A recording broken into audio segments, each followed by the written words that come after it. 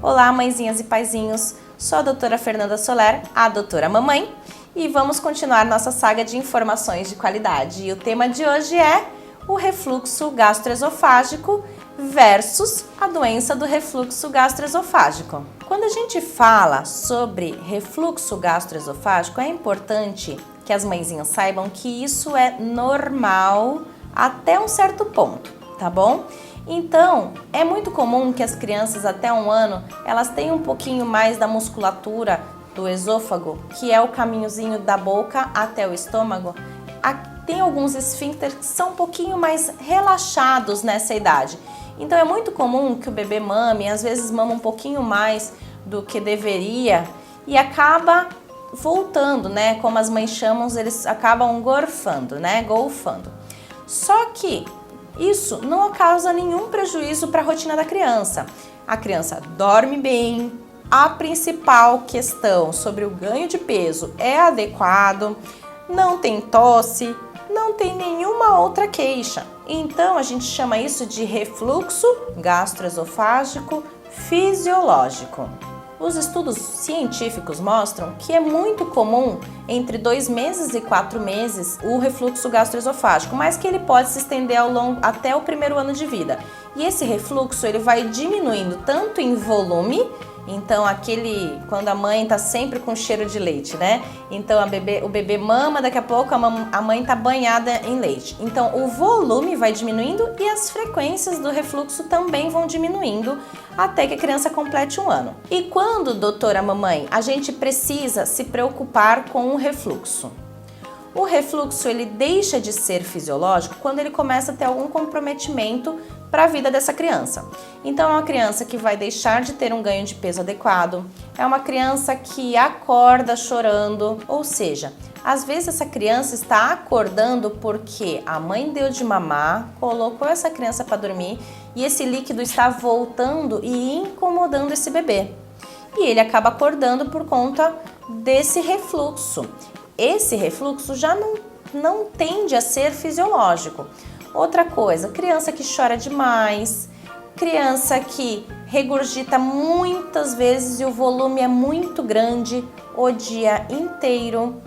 E mesmo com as medidas anti-refluxo, que eu vou falar daqui a pouquinho, mesmo assim essa criança está sempre incomodada. Outro sinal que pode ser também de doença do refluxo gastroesofágico é tosse. A criança começa a ter uma tossezinha persistente, chatinha e não está resfriada, não tem nada, que coisa estranha. Pode ser a doença do refluxo gastroesofágico também. Até porque eu vou falar em um outro momento sobre alergias alimentares. As alergias alimentares, muitas delas estão ali, lado a lado com a doença do refluxo gastroesofágico. E como que é feito o diagnóstico, doutora mamãe? O diagnóstico é totalmente clínico. A gente vai conversar na consulta pediátrica, a mãe vai passar essas informações pra gente e a gente vai chegar nessa hipótese diagnóstica de doença do refluxo. E baseado nisso, a gente vai solicitar ou não exames e vai tomar as medidas pra gente tentar resolver essa situação. Doutora mamãe, e o que a gente pode fazer para prevenir esses refluxos? Algumas medidas, mãezinhas, a gente pode fazer no dia a dia que tendem a diminuir a quantidade e o volume do refluxo. Mas às vezes a criança vai precisar de um tratamento mesmo. E aí, neste momento, vocês precisam da ajuda do pediatra de vocês. Mas as medidas gerais que a Sociedade Brasileira de Pediatria recomendam são: depois de mamar, ficar de 20 a 30 minutinhos em pezinho, que é o famoso colocar para rotar. Essa criança pode ou não arrotar, mas só esse momento de ela ficar em pezinha faz com que ela esvazie um pouco o estômagozinho dela e diminui o risco de engasgo, de refluxo, tá bom? Uma outra medida é a gente elevar em 30, 40 graus mais ou menos a cabeceira da cama. Existem hoje no mercado vários travesseiros anti-refluxo. Isso pode ficar embaixo do colchão até, porque assim vocês deixam elevadinho a cabeceira da cama do bebê.